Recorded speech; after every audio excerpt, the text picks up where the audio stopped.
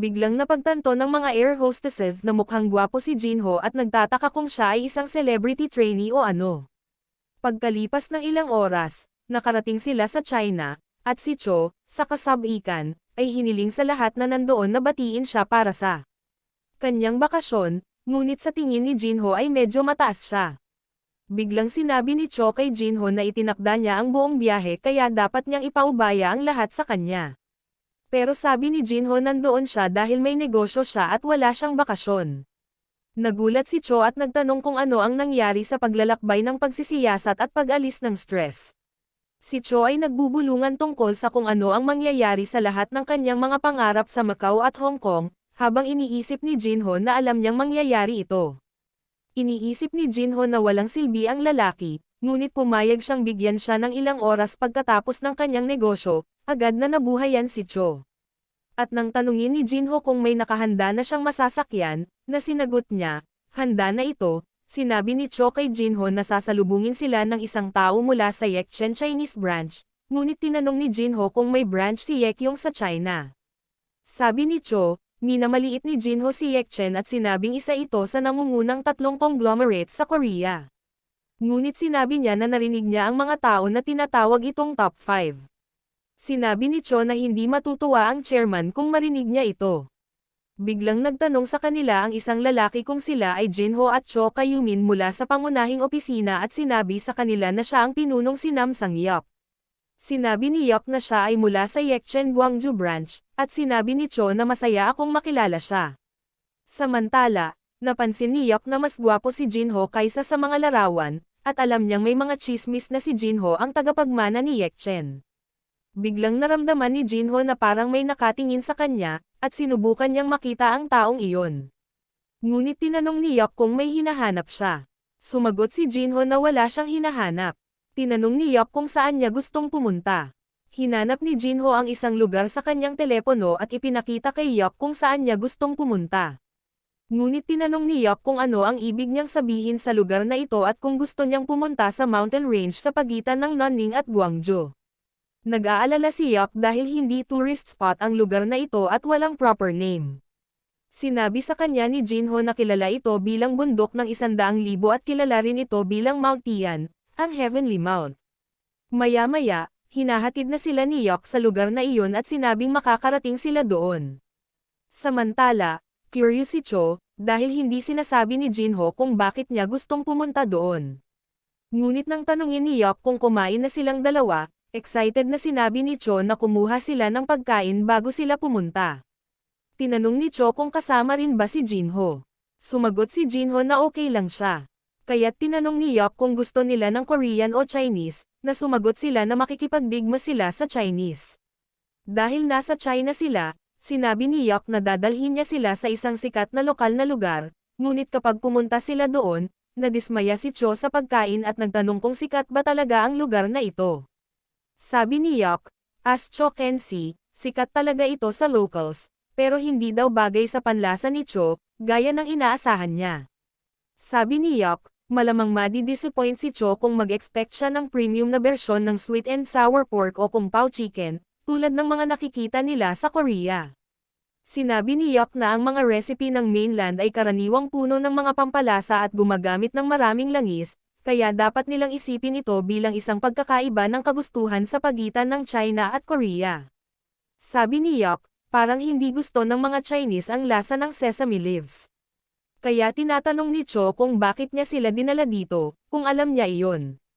Nang sumagot si Yeok, na may masamang ngiti, hindi alam ni Cho kung gaano siya katagal nasanay sa lugar na ito, at sinabing makatarungan lang para sa kanilang mga mahalagang bisita mula sa Korean main branch na maranasan ito mismo.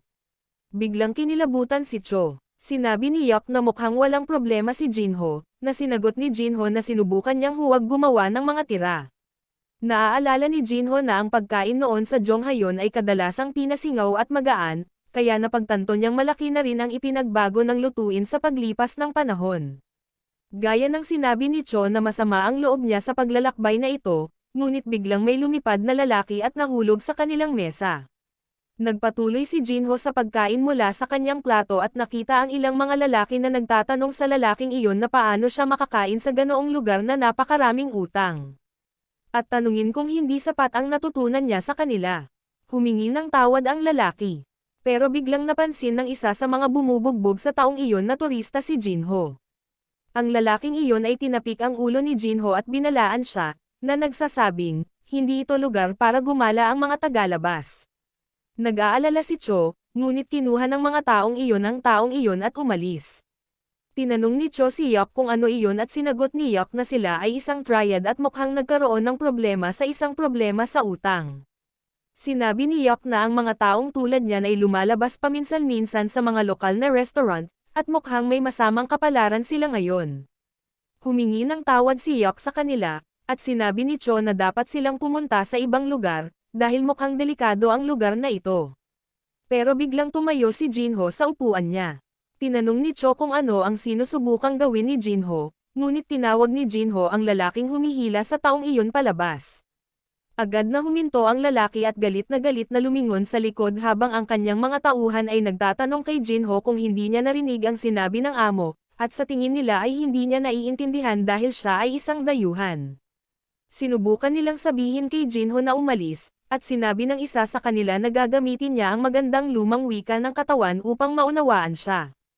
Itinuro ng lalaki ang ulo ni Jinho at tinanong kung gusto na niyang mamatay, ngunit hinawakan ni Jinho ang kanyang daliri, na nagpaisip kay Cho na siya ay nasa gulo, at nabali ni Jinho ang daliri ng lalaking iyon. Samantala, sinasamantala ng taong may utang ang pagkakataon na tumakbo mula roon, at sinabi ni Jinho na hindi niya planong magkaroon ng gulo, ngunit umaasa na handa sila. Galit na sinabi ng triad guy na kung marunong magsalita ng Chinese si Jinho, malamang alam niya kung sino ang triad at magbabayad siya para guluhin sila. Gayunpaman, sinabi ni Jinho na mukhang palaging may mga taong nag-iisip na maaari nilang gamitin ang pangalan ng kanilang organisasyon upang makatakas sa anumang bagay, at sinabi na dapat silang walang silbi ng walang pangalan ng triad. Nalilito ang mga triad dahil nagsasalita si Jinho ng Korean, at ipinaalala ni Cho kay Jinho na kailangan niyang magsalita ng Chinese. Sinabi ni Jinho na natural lang siyang magsalita ng Korean. Ngunit nag-aalala si Yok, nagtataka kung bakit nakikipag-away si Jinho sa triad. At kung anong iniisip ni Jinho. Nag-aalala si Hyuk na baka mapatay si Jinho. At habang iniisip ni Jinho na naisip niyang makibagay siya pagdating niya rito, sinubukan siyang suntukin ng triad guy, sinabi ni Cho at Yok kay Jinho na mag-ingat. Biglang pinalo ni Jinho ng isang mabangis na pag-atake ang mukha ng lalaking iyon, dahilan para matambo siya, na ikinagulat ng lahat. Nagtataka si Jinho kung bakit ne-refresh ang kanyang pakiramdam, para bang napawi niya ang kanyang uhaw. Samantala, tinanong ni Hayek si Jinho kung ano ang kanyang pinapagaling na sinusubukan niyang gawin, at sinabi sa kanya, ang mga taong ito ay triad, kaya sila ay susundan. Saan man sila pumunta. Nang marinig ito, sinabi ni Jinho na sisiguraduhin niyang ilalagay niya sila sa isang estado kung saan hindi sila maglalakas loob na mag-isip tungkol sa paghihiganti. Ngunit sinubukan ni Yok na pigilan siya at sinabing sinasabi niya sa kanya na huwag nang lumala ang mga bagay. Biglang napansin ni Cho na nawawala ang isa sa mga triad, at natakot sila nang makitang dinala ng lalaking iyon ang kanilang mga tao habang hinihila ang lalaking sinuntok ni Jinho. Nagtanong ang isa sa kanila, paano sila ginugulo ni Jinho sa kanilang teritoryo. At sinabing, pagsisisihan nila ang ginawa niya. Hindi na raw babalik ng buhay ang mga dayuhan. At si Cho, habang nagtatago sa likod ni Jinho, ay nagtanong kung maaari silang bumalik ng buhay. Sinisi ni Hayat si Jinho na kasalanan ni Jinho ang lahat, ngunit sinabi ni Jinho sa kanilang dalawa na magtago sa isang lugar habang inaalagaan niya ang triad.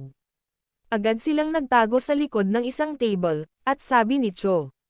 Nasa hustong gulang na si Jinho, kaya inaasahan niyang aayusin niya ang sarili niyang mga problema. Samantala, sinabi ni Hayek na sila ay tiyak na mapapahamak at lahat sila ay mamamatay. Ngunit si Jinho, habang naglalakad patungo sa kanyang mga kaaway, ay iniisip na ito ang unang pagkakataon na may nagtangkang pumatay sa kanya sa modernong mundo. Pagkatapos ng insidente ng pagpatay na iyon, naisip ni Jinho na hindi siya nagkakaroon ng maraming pagkakataong tulad ng mga ito, kaya nagpasya siyang i-enjoy ito nang hindi gumagamit ng high-based na arts. Sabay-sabay na lumapit ang isang triad guy na may hawak na talam at sinabing, mukhang Koreano si Jinho. Nagbibilang si Jinho. Mayroong 20 lalaki, at sinabi ng lalaking iyon kay Jinho na huwag isipin na makakalabas siya doon ng buhay. Sinabi ni Jinho na ang lalaki ay may malaking bibig at sinabi sa kanya na lumapit sa kanya. Kaya galit na sinubukan ng lalaking iyon na saksakin si Jinho, ngunit iniwasan ito ni Jinho at sinuntok siya.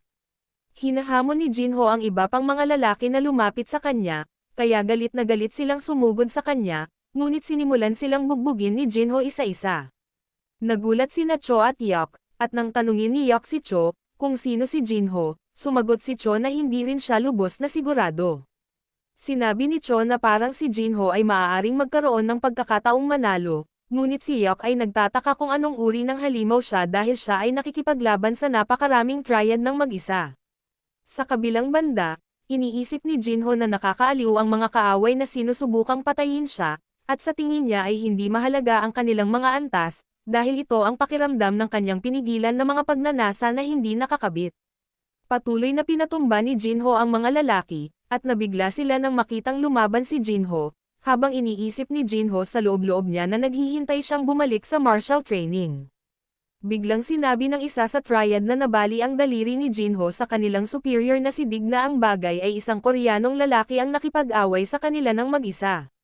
Ngunit lumalabas na siya ay hindi kapani-pani walang malakas. Kapag sinabi ng lalaking iyon, itong foreigner na ito ay kumukuha ng napakaraming tao sa kanyang sarili, Dage gets excited. Sa kabilang banda, tila nag-aalala ang chairman. Nang tanungin ni Tukayong ang chairman kung nag-aalala na ba si Jinho sa kanya, na sinagot naman ng chairman, hindi naman talaga iyon, pero tinanong niya kung nakarating na ba si Jinho sa China. Sumagot si Vic na iniulat ng China branch na kinuha nila ang dalawa at sinabi ni Huang na isang misteryo kung bakit gustong pumunta ni Jinho sa China. Iniisip ni Vic na si Huang ay parang lolo na nag-aalala sa sarili niyang apo. At nang tanungin ni Huang kung inalagaan niya ang mga bagay sa panig ng Chino, sumagot siya na humihingi siya ng kooperasyon sa mga mapagkaibigang kumpanya ng Yichen. Ang sabi ni Vic ay hindi dapat magkaroon ng problema, hanggat hindi nagkakaproblema si Jinho, tulad ng pagpasok sa isang marahas na sitwasyon sa sikat ng araw. Sinabi ni Huang na si Jinho ay wala sa kanyang isip na gawin iyon sa ibang bansa, at iyon ang dahilan kung bakit ang Tuka ay hindi kailangang mag-alala tungkol sa anumang bagay. Sa kabaligtaran, binubugbog ni Jinho ang mga lalaking triad, nang biglang si Dage, habang naglalabas ng baril, ay sumigaw na sapat na. Sinabi ni Dage na nakakatuwa na ang taong ito ay isang martial artist, at si Jinho ay natulala, dahil ang pinakamalaking dahilan kung bakit nawala ang martial arts sa mundong ito ay marahil ay dahil sa pag-imbento ng mga baril. Napagtanto ni Jinho na, kumpara sa mga bisig, sa kanilang kapangyarihan at kadalian ng paggamit, ang martial arts ay walang gaanong merito, kung isa sa alang-alang na nagpapakita lamang sila ng bunga pagkatapos ng mga dekada ng pagsasanay. Kaya sa bandang huli, si Yang Jinho, na unang beses na humarap sa takot ng mga baril sa kanyang buhay, ay likas na tumugon sa sitwasyon sa lahat ng mayroon siya habang binaril ni Dage si Jinho ng mabilis na bilis ng pagtakbo, na nagpatawa sa Dage, at si Jinho ay gumagalaw sa likod ng mesa kung saan nagtatago sina Cho at Yok. Nagulat si Cho at nagtanong kung kailan dumating si Jinho doon, ngunit sinabi ni Dage na peke ang baril, at tinanong kung ganoon lang ba talaga katakbo si Jinho. Sinabi ni Dage na ito ay isang pagkabigo, at si Jinho ay nakaramdam ng kahihiyan. Pero biglang sinabi ni Dage sa mga tauhan niya na nag-pull out sila dahil hindi sila bagay sa lalaking iyon. Nagulat ang lahat, at habang umaalis, sinabi ni Dage kay Jinho na magkikita silang muli. Tinanong ni Cho kung ano ito, at hindi makapaniwala si Yok na umatras ang triad sa gitna ng laban. Gayunpaman, iniisip ni Jinho na alam niya na umiiral ang martial arts sa China, at iniisip niya, kung gayon, marahil ay umiiral pa rin ang bagay na iniisip niya. Biglang tinanong ni Yok kung nakikinig ba si Jinho, at tinanong kung ano ang iniisip niya. Sabi ni Yok, hindi pa tapos dahil lang umalis ang triad sa ngayon, dahil gagantay sila. Pero sabi ni Jinho, hindi na kailangang mag-alala masyado si Yok.